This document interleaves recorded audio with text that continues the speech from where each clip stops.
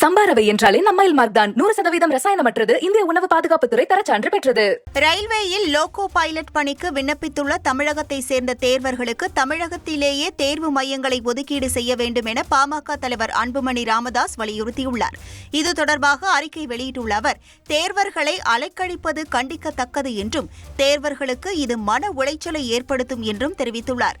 தமிழக தேர்வர்களுக்கு அவர்களின் சொந்த ஊருக்கு அருகில் தேர்வு மையங்களை ஒதுக்கீடு செய்ய வேண்டும் என்றும் அவர் கூறியுள்ளார்.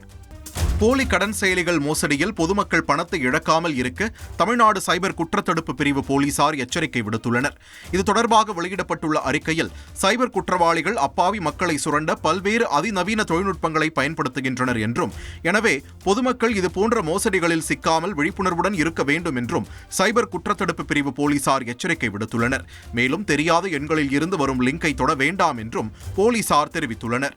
சம்பா ரவை என்றாலே நம்மைல் மார்க் தான். 100% ரசாயனமற்றது. இந்திய உணவு பாதுகாப்புத்துறை தரச்சான்று பெற்றது.